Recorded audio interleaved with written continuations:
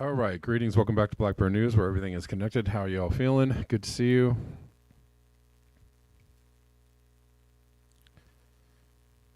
And welcome. It's Friday Fix, which means there's a little more interaction with the audience, and the lines are open on call-in all day, or all the show. Not all day, but all the show. We're live on Rockfin. What's up, Rockfin people? How you doing? What's up? Good to see you. Denver says, my petrol car now identifies as electric. That's 2030 sorted out. Indeed.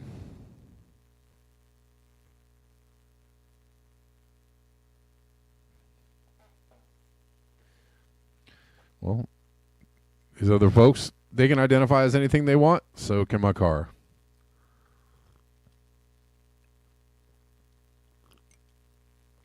And you might say, haha, that's oh.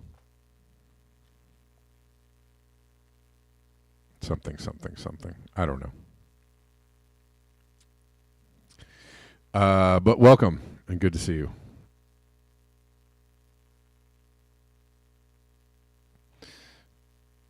And let's see.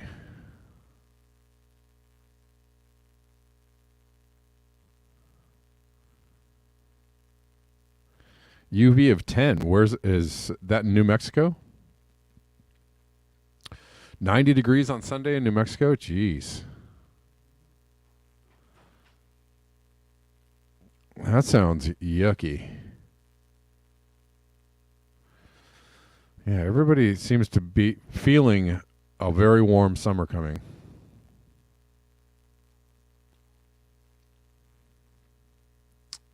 Yeah. Well, let's talk about it. Let's talk about a few things. And the wild. Anybody see the wild?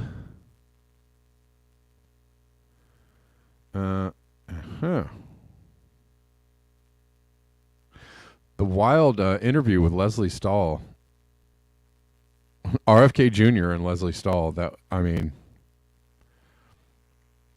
Wild is the only way I can describe it. Wasn't she the one that moderated the last debates? One of the debates.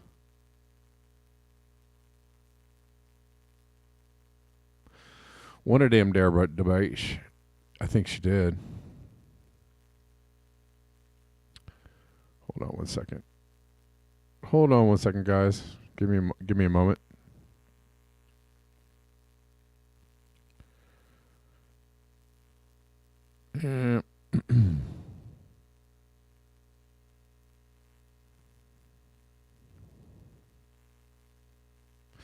Okay.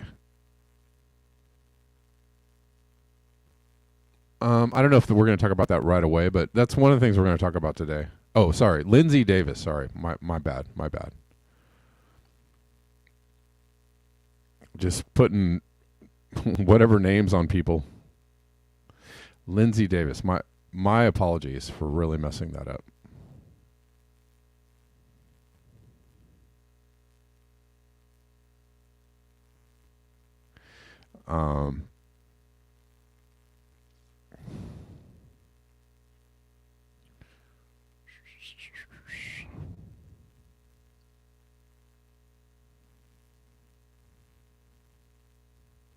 But this is a really good quote from George Carlin,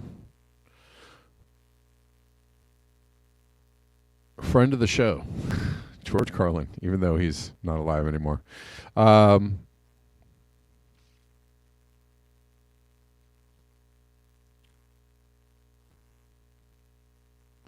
Yeah, well, I'm glad you haven't seen it. If it's news to you, I'll show you. I'm going to show you some clips and talk about it.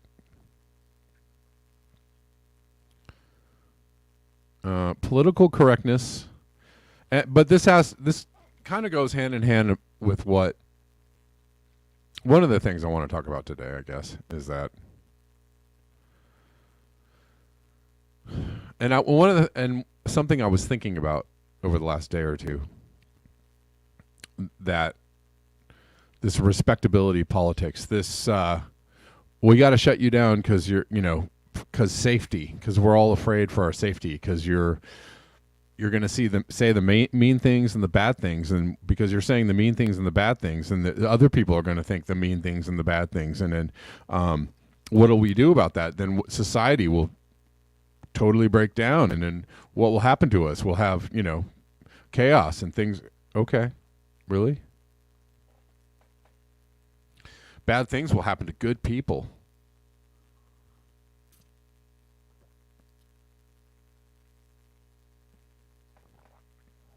Which, look, on one hand, it can be a convincing argument. I was actually, I used to think something like this a while ago, a long time ago, that I thought, what, some people, should be stopped, right? These people are evil, and we're allowing them a place to speak and a platform, and this open debate forum for everyone is just a big runaround and a big game, and it's just allowing, But I have, that was a long time ago, and I've come to some different ideas about it.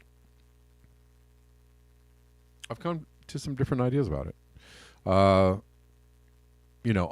one level, that could be a logical argument. Oh, we got to stop these people from saying the things that we don't like, or that are bad for the planet, or bad for people, or bad for something.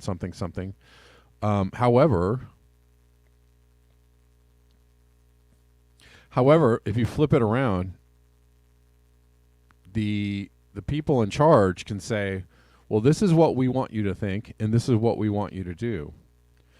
And if you don't agree with what we want you to think and what we want you to do, we're just going to call you one of the, you've said, hey, we got to silence the bad people. Well, we've now designated you a bad people. Right? We just, all we got to do is put a check mark next to your name. Bad people. That's it. And now we can do anything we want to you because you don't agree with what we want you to think and what we want you to do. And that is the ultimate goal of it. And so this quote from George Carlin: political correctness is America's newest form of intolerance. It is especially pernicious because it comes disguised as tolerance. Well, these people are intolerant. We want everybody to be tolerant, but you must be tolerant in the way that we want you to be tolerant, right? If you don't. But the point of it all is that there is a reason why free speech and free thought is embedded in a constitution, the idea of this country, or a constitution that was made long ago, right? So we do not tolerate intolerance. Exactly. So, I've come to a different place. My place, the place I'm at now, is that, I may not agree with you, but I'm allowed to say it however I want it, however I want, and as much as I want. I don't agree with you. I think your ideas are wrong. I don't really like how you, do the things you do, and I'm not a fan of it. But that doesn't mean that I want you to go away or shut up or be silenced. Because again, my ability to say I don't like what you're doing, or I don't like, the things you're talking about or thinking or whatever, my ability to say that is also a form of free speech. So if you say you can't say what you got to say anymore, you're just saying I can't say what I got to say anymore. depending on if anybody on a given day says, that guy over there, we don't like him anymore.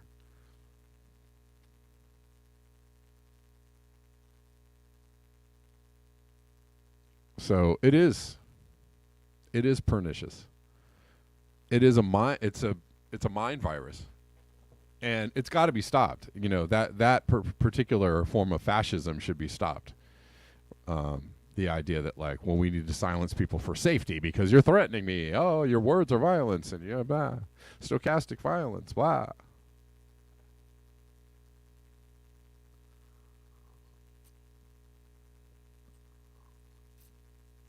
That's why I don't agree at all with anybody who says climate deniers should be in an asylum, or they should be locked up, or they need, reprogramming. I mean, what the hell? That's insane. That's an insane idea. But I see a lot of climate change believers who think that that's perfectly fine. And I say to you, if the thing that you think is true isn't rooted in facts or evidence enough to convince somebody or to make the argument, if the facts and the evidence of your idea are not strong enough to make the argument for you, then your argument isn't strong enough. Sorry. I mean, I believe that climate change is real. Based on what? Facts and evidence. I know the facts and evidence. I don't need to ram them down somebody else's throat. I don't need to do that because I know it's true and it's real until proven otherwise. But there's no need for me to, make somebody think what I think is true. All I can do is say, here's the facts and the evidence. You can look at it or not.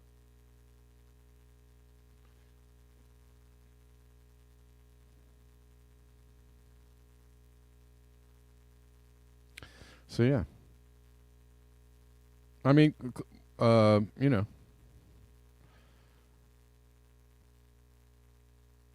really that's all I'm what I'm interested in is the thing that you're espousing rooted in science and evidence. Because science truly is never settled. Why do I believe in climate science or climate change? Because there's a lot of data and evidence behind it. It's not settled, it's just overwhelming evidence. There's just overwhelming evidence. And if somebody showed me evidence to the contrary, I'd go, okay, maybe I have some questions. That's called having a scientific mind. A scientific saying, oh, it's just settled, it's done. That's not a scientific mind. That's just saying that you believe this thing as dogma. And that's not science anymore. That's a belief system. Anyways, so,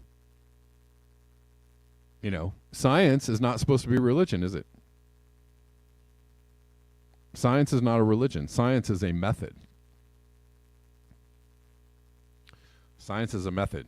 Science is not a religion. You don't believe in science. You trust the method, and you go and you prove it for yourself. That's the other thing about science. If something is true in science, it is repeatable, right? The experiment can be repeated. You can repeat it again, just like math, repeatable.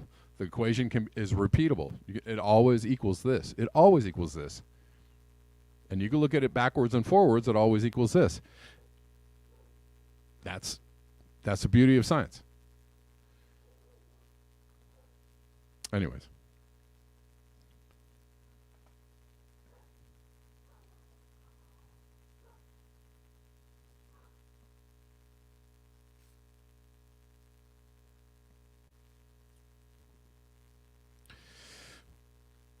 Yeah. So, my interest is in making an argument that's solid enough for people to go like, oh, yeah, it's pretty obvious. It's pretty obvious there, right? Even when it's fashionable to say like, oh, no, it's totally a hoax. It's totally not true.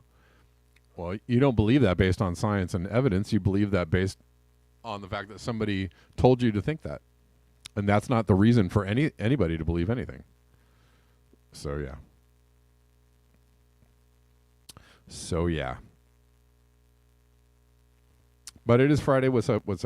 We are live on Callin. Hello, Callin people.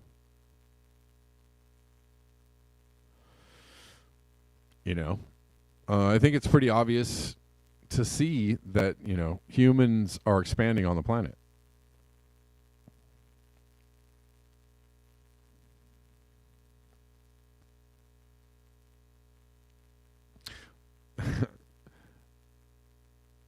Humans are expanding around the planet.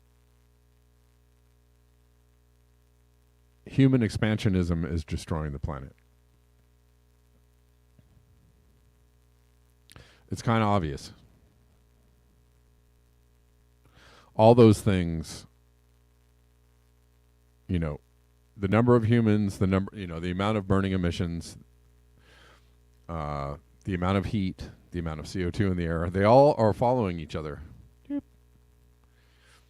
And there's a whole lot of people that want to use like a lot of pretzel logic in order to tell you like, no, don't look at this obvious thing on the graph because it's so damn obvious. But you know, where we go, I mean, we sure, we bring good things to ourselves, I guess, but do we bring good things to the rest of the other living species on the planet? Sorry for a second, give me a moment. Trying to get William in here.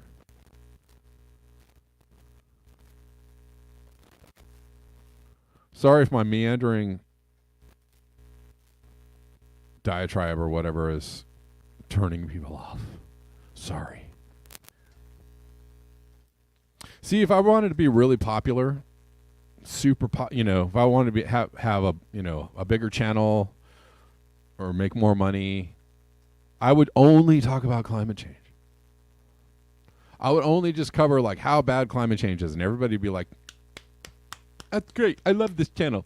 And everybody, you know, it's fine. People like this, watch this channel because I talk about climate change. But that's not the only thing going on in the world. There are other things to think about, and that would be easy. And I actually think there are things that are important to talk about. News events, you know, the way in which we view the world, whatever. Things that to me look like they make sense.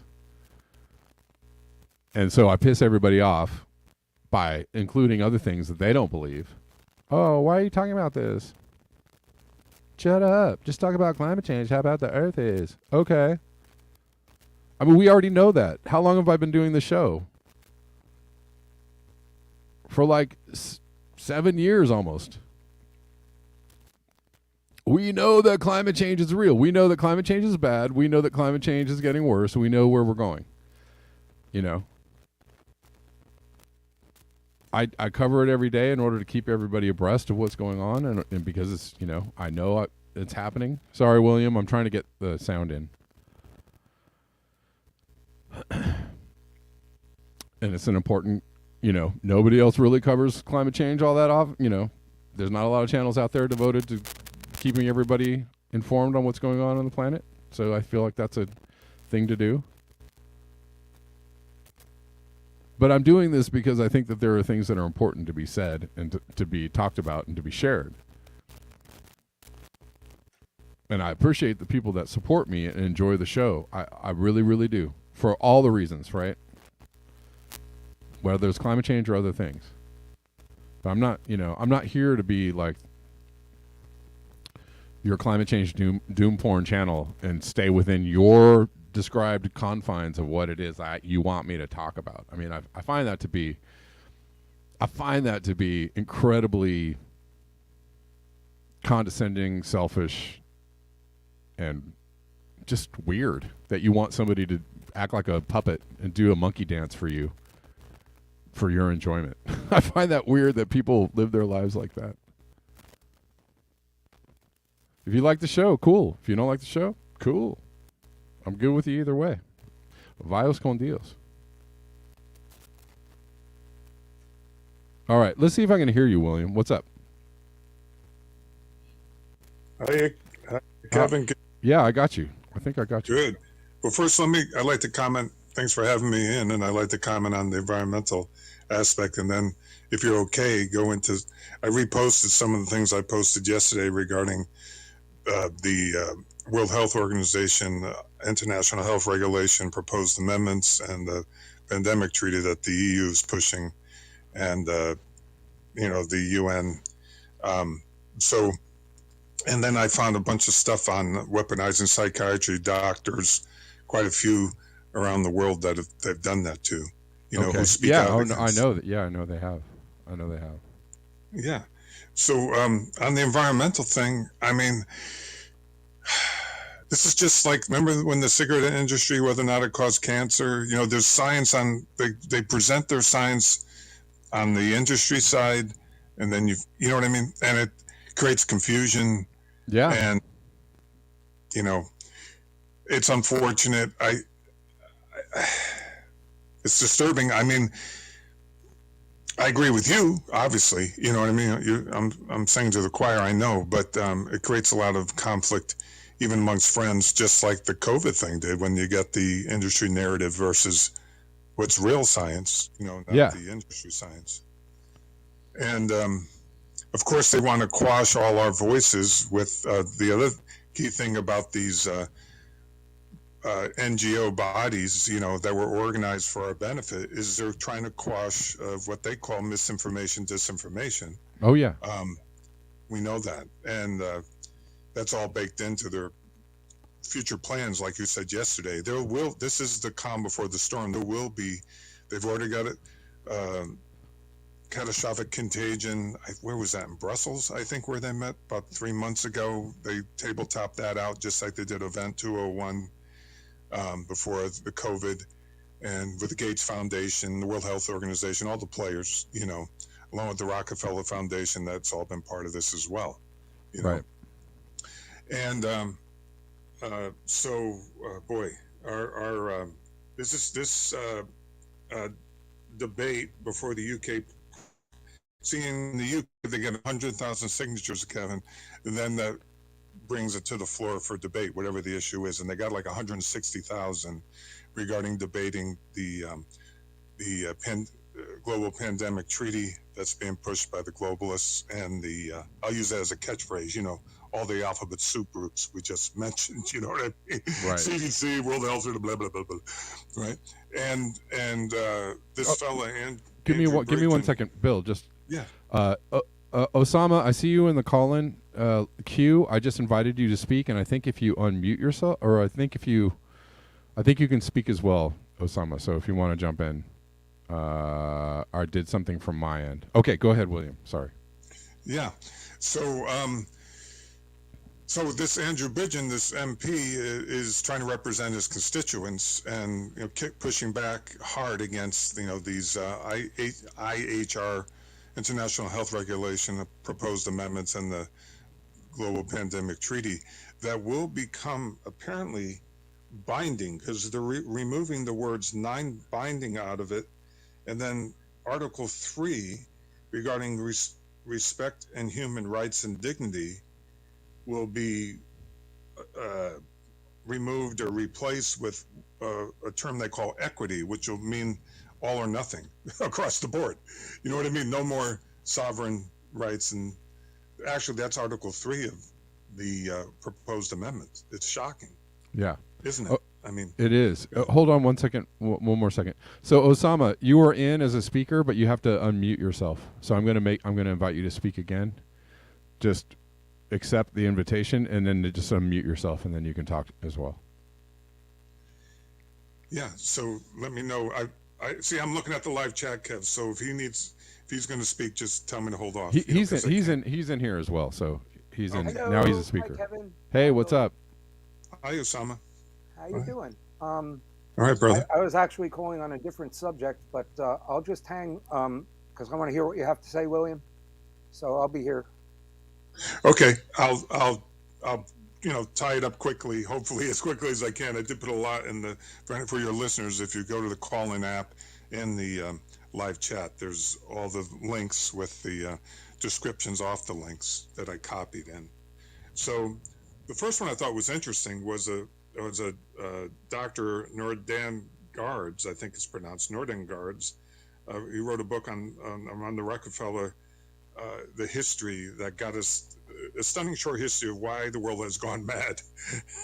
Anyway, and it's really concise, and it kind of talks about, let's say, from the Bilderberg Group on, to Davos, to the Klaus Schwab, the World Economic Forum, the Club of Rome, the Right. Trilateral Commission, all working together, to create I don't know what else to call it, but the madness that Right. we witnessed today, Right.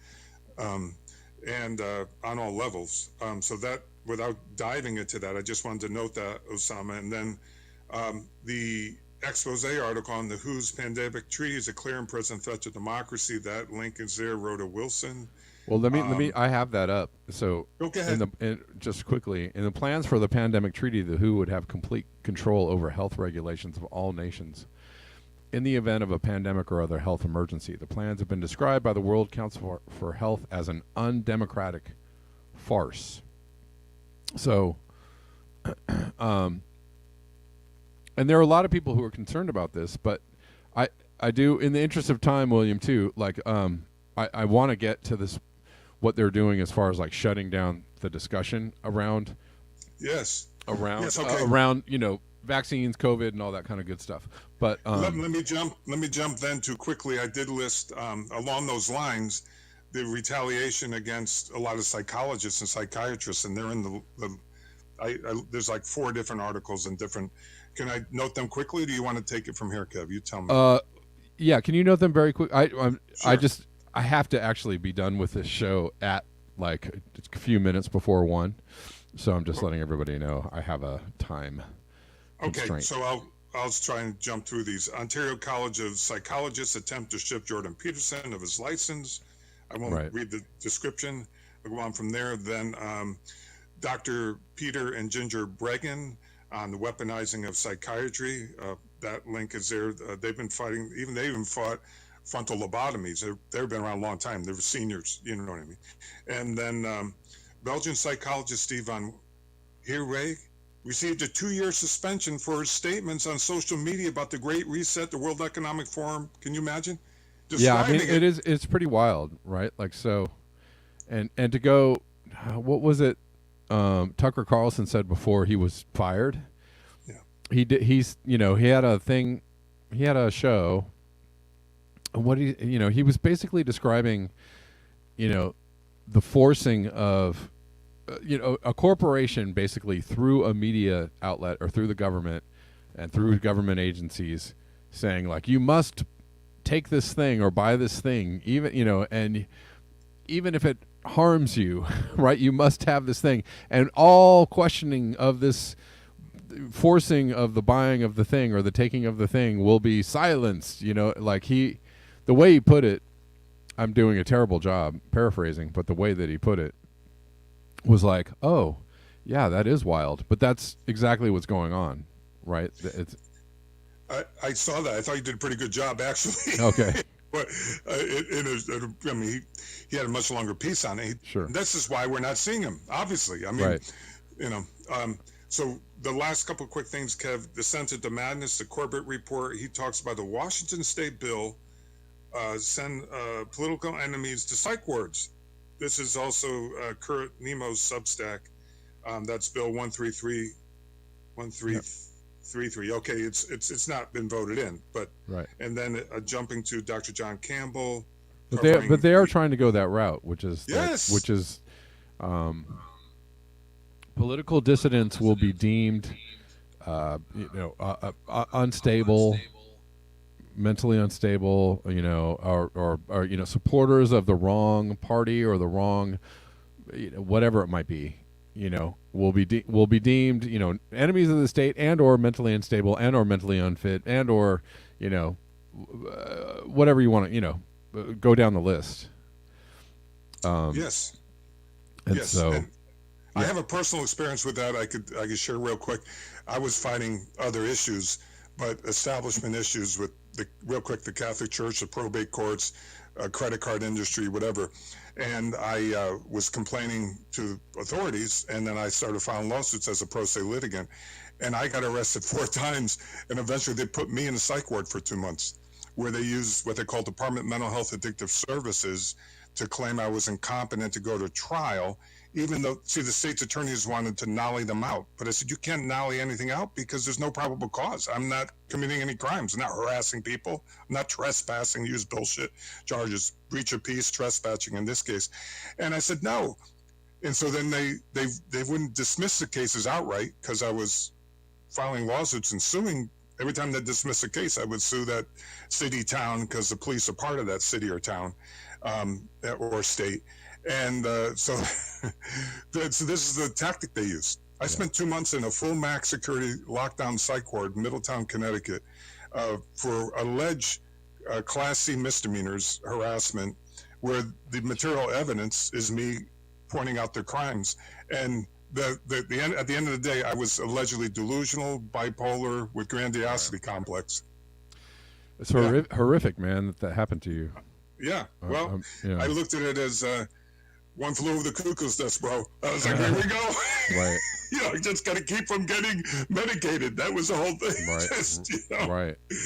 Well, Anyway. well, thanks for calling in, William. I got to let Osama speak for a moment. Sure, and of I'm course. sorry for, I don't mean to shorten your time, but. No. Thank you, Kevin. All right. Peace. All right. Osama, what's up? Hey, Kevin. How are you? Good. I'm calling from a dumpster fire floating down a flooded street. Okay. And I can dovetail into what William was saying with the great inequality that's taking place, and then that dovetails into what I wanted to talk about, which is Tulare Lake in north of you in California. Tulare, It's been a dry lake. It's they've used up all the rivers for irrigation, so it's been a dry lake. I think it filled the last time in 1997 due to heavy snowpack and rains. This year there are major snowpack and rains, and it's already beginning to flood. Now, the lake bed has been turned into farms. Right. So all of these farms are going to flood. They're mostly big corporate farms, Right. and they hire low-income workers who also live in the area. And the big farms, of course, have flood insurance. And anyone in that area that can get flood insurance should know that it takes 30 days before you can make a claim. So time is now to look into that if you're in that area. So there's a number of problems, mostly attributed to the way they build levees, and they channel these rivers into these narrow channels, and there's not enough surface area to replenish the aquifers, and Right. it causes major flooding because it overtops the levees. Right. So they're after your governor, these big farms, to build the levees higher. Right.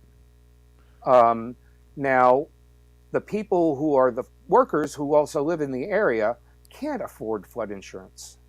So they're just fucked pretty much. Yeah. This is J.G. Boswell is one of the big farms. Let's see. People are cutting over open levees to try and, preserve their property at the expense of others. There's, already 2,400 acres of pistachio cheese that are drowned underwater. Yeah. And, we're nowhere near peak melt.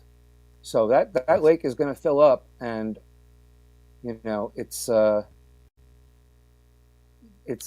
to be a problem. It's going to be a serious thing. yeah. I have yes, go ahead. real quickly. The upper Mississippi River is already flooding Right. I read that too. due to heavy snowmelt. Uh-huh. So, the responsibility for flood control is controlled by the big landowners. So, whose interests are they looking out for? Their own. Right. I mean, it's, we all buy tomatoes, and tomatoes are grown there. Lots of crops are grown there, but it's going to be a lake. There's nothing really that they can do. Right. And, Not this year. Not right now. No. There's nothing they're going to do to prevent this. And, I just, it's, it just points to this inequality that is the, I think it's a bigger problem than climate change. I mean, climate change is part of it. Yeah. Corporations get to do what they want. Right. This is, we have a word for it. It's called fascism. Right. So, and then the other problem is, since all these farms are using nitrogenous fertilizers and heaping up manure piles and all of this stuff and sewage treatment, all of this stuff that is infrastructure that was under a lake is going to be under a lake, and it's going to mobilize all those toxins, heavy metals, nitrogenous wastes, manure. Right. I mean, it's just, this is a glimpse of the future, I guess. Yeah, and I think there is something to the idea that they're doing like BlackRock is buying up all the real estate that they can. Yep. Walmart actually has a real estate division that's buying up all the real estate that they can. Sure. All these Vanguard. right. So they're the big, monster behemoth things that own all these other little company. They're not little companies. All the big companies, right? But they also own the news media. They own the news media. So you're not going to get any kind of accurate reporting, right. Because they're owned. Yep. But we don't really bother with them too much anyway. So, but I think there is something. There is something to the idea that they're trying to force people off the land, off their lands, right, so that they can gobble up all the farmland. Sure. And and own everything. I don't know. Well, I saw some article, or I can't remember what I was watching or reading, but somebody was talking about BlackRock, literally eventually trying to, own like all the real estate so that you just have this, everybody would have this corporate landlord, and they'd just be this, all powerful company that you could not get out, get away from, which is, a legitimate fear, I think. For sure. What William was just talking about is a huge concern with all these powers being given to intergovernmental organizations like the WHO. You got Bill Gates. He's buying up all the farmland that he can. Exactly. Right. They just once they get everything mechanized and computerized and robotic, they're not going to need those workers. So it's just an acceptable loss to them as far as their business. Right. But it's people. Yeah. They're people. Right. Right. Well, yeah. And they probably, so, I don't know about a depopulation agenda. I'm not really sure about that one, but they certainly don't care what happens to you. Right. Oh, they care about the bottom line. Right. If you're out of a job, or you're, homeless, or or whatever, if you happen to live by a bomb train. Right. If you have medical debt, if you go to the hospital and you can't pay, and your life is ruined through medical bankruptcy or whatever, just they don't care. They just don't care. Right. That is the bottom line. They just don't care. And they own the government. So, like in England, you can't even mention climate change. Roger Hallam was arrested for a Zoom call trying to organize climate change. And they passed these draconian laws about, being held in contempt of court and all kinds of. And so I humbly submit to the people that are like, climate change, it's just, Klaus Schwab and climate change is a hoax. Well, if it was such a hoax, why would they be doing these things to climate protesters? No, they're doing the same things. They would be able to just dismiss them because they had facts on their side, but they don't have the facts on their side. People like Roger Hallam has the facts. Right. People like you and Sandy and, so many other great people on the net, which is, that's where I get my information. I just wanted to thank you. And Well, thanks, man. I know you're running short on time, so I've kind of said my piece, and I'll check in again. Um, Thanks for Love you calling lots, me. man. Really Yeah. appreciate you. Thanks, man. Thanks, brother. Be well. Okay, take care. All right. Um, I mean, there's so much to say, and I have so little time to say it. And hopefully, um, hopefully, tomorrow. I don't know. It's up in the air whether I'm going to be able to do a show tomorrow. I'm going to certainly try. Because Sunday for sure I'm not going to be here, but there's a chance, guys, likely chance that I won't be doing shows this weekend, and well, I'll be back Monday. But I just want to give you guys a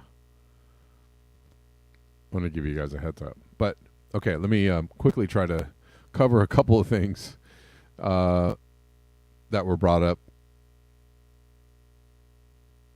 Osama was talking about, they've been doing these like pre-crime raids of climate protests in the UK, right? If you're planning on doing something, they can go arrest you. Well, that's interesting. I thought climate change was a hoax. Why are they coming down so hard on people protesting about climate change? I thought this thing wasn't a real thing. I thought, they were all behind this and they wanted this. Wouldn't they be like, come on guys, let's go. We need to ramp up the fear around the climate change so we can put everybody on the app, on the carbon tracking app. Okay. Again, I'll say it again. I'll say it again and again. The conspiracy is not that it is a hoax. The conspiracy is that it's much worse than they're willing to let on. And what RFK Jr. said the other day in response to Kim Iverson, he said it's obvious that the WEF and Bill Gates and other people are using climate change as a control mechanism. That is not saying that it is false. They're using it as a control mechanism. Of course, they are doing that. That does not mean it is automatically false. They're just being opportunistic about the thing presented before them. Oh yeah, well yeah, of course, climate change is a real thing. It's definitely happening, and let's see if we can use this to our advantage. Well, why wouldn't you do that? If you were an evil, plotter, an evil doer. So it's very important for people to understand this distinction, which people just don't get. They go, I don't know what it is about people's minds and how they work, but they're like, well, these bad people are saying that climate change is the real thing. That means it's fake because the bad people. No, that's a highly illogical thing to come to a conclusion on. Just because somebody, you don't like is promoting something doesn't automatically mean it's fake. It means they're using it to their advantage. I mean, I don't understand the disconnect. I don't get it. But but this is a very fashionable and a popular idea, and the worst thing about it is that it's putting people in an even more vulnerable position. Right? It's putting people in a more vulnerable position. They, powers that be, don't want to do anything about climate change. They don't want anything to get in the way of continuing their corporate capture of everything. Right? And climate change, people actually, wanting climate solutions are getting in the way of that. That's why they're cracking down on them in Germany and in the UK. In Germany, the Bavarian model to be rolled out across the country, where activists can be placed in preventive detention for 30 days in anticipation of their participation in a blockade. This is crazy. This is literally, so it's funny because, a lot of look, the conspiracy, the truther crowd, conspiracy crowd, which I consider myself a part, have been batting 1,000 for the last few years. And what do a lot of journalists on that side of the spectrum talk about all the time? They talk about pre-crime. They're going to be doing pre-crime. Well, this is exactly what they're doing to climate change protesters. And you have to actually think it through. You actually have to use a logic brain to go like, well, why would they do this?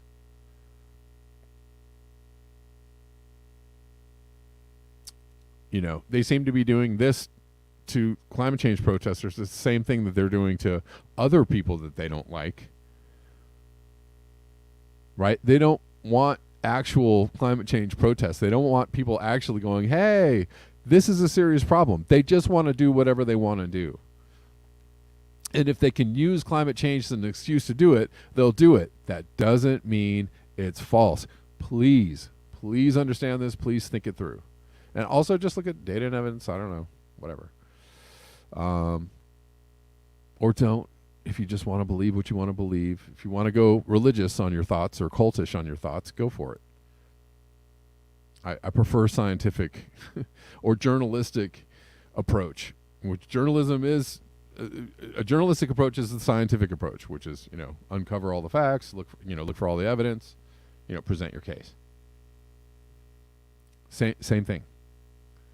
But if you want to give up your journalistic principles to espouse an idea that doesn't have a lot of data and evidence behind it, be my guest.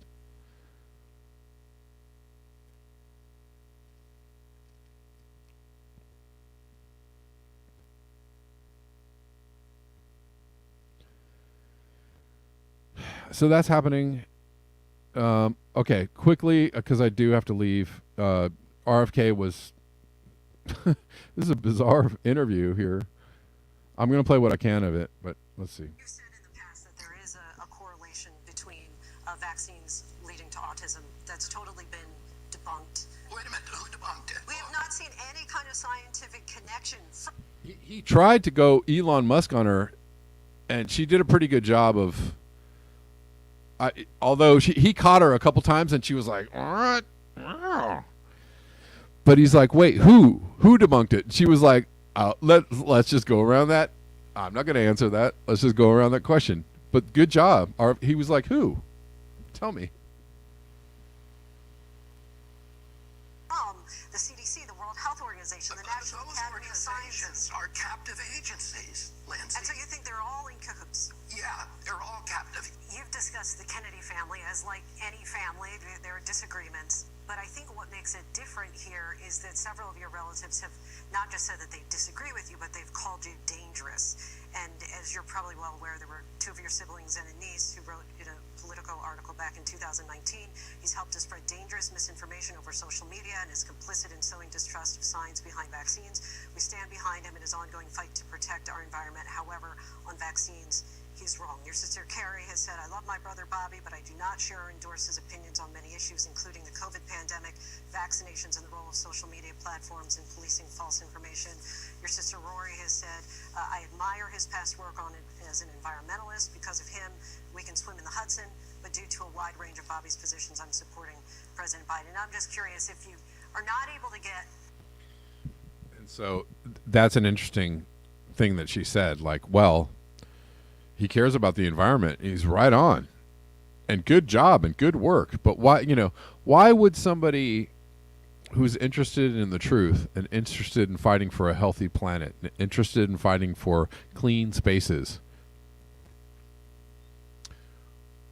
healthy children, healthy families, healthy lifestyles, healthy places, why would somebody who's interested in that go the other direction when it comes, like, why would he do that? Why would he purposely try to mislead people or give people wrong? Because he just freaked out one day. He just lost his mind one day and decided, like, oh, I want to hurt people. Really? I don't think so. So you actually got to, like, again, logic brain. You got to think this through. If you're just a person that watches the news and go, oh, I saw RFK Jr. I don't know. I was a little worried about its disinformation. Your own sisters to vote for you for president. How would you make that appeal to American voters? What is your family like? Do they agree with everything that you say and do? They'd probably vote for me if I ran for president. Yeah, well, I have siblings who will vote for me as well, but I have a big family, and many of them will not. I have two siblings who came to my announcement, and a lot of other relatives as well. But I mean, there's disagreements. But you know, I love my family, and you know, my family in particular, we grew up arguing with each other, and we are very, very, I think, say, comfortable disagreeing with each other, both publicly and privately on issues, and at the same time loving each other. And that's something that I think is a lesson that we ought to learn for this country. We can disagree with each other without hating each other, without vilifying each other, without marginalizing each other. Hey, there's a message. There you go. Maybe we can move to a space where everything that somebody does that you don't like is killing people, right? You know, it's violence. Was she? So I'm gonna go flip to the end here because I gotta finish this up. But this is wild. The very end of this. An exemplary nation, and that has a booming middle class in this country that can sustain democracy. We should note that during our conversation, Kennedy made false claims about the COVID-19 vaccines. Data shows that the COVID-19 vaccines prevented millions of hospitalizations and deaths from the disease. He also made misleading claims about the relationship between vaccination and autism. Research shows that vaccines and the ingredients used for the vaccines do not cause autism, including multiple studies involving more than... Which research? You know, just research. And multiple studies. That's all you got to know. You know, people and things. That's why. Children, and major medical associations like the American Academy of Pediatrics and the advocacy group Autism Speaks. We've used our editorial judgment and not including extended portion. We've used our editorial judgment. That's all you need to know right there. All right, guys, I got to wrap it up. Thank you so much for your eyes, your ears, and your conscience. You all know how to support the show. Venmo, Cash App links, and all that kind of good stuff, and Buy Me a Coffee links are in the description box, and thank you. Hope to see you tomorrow. If I don't, I will probably see you Monday. Okay? Thanks, y'all. Peace out.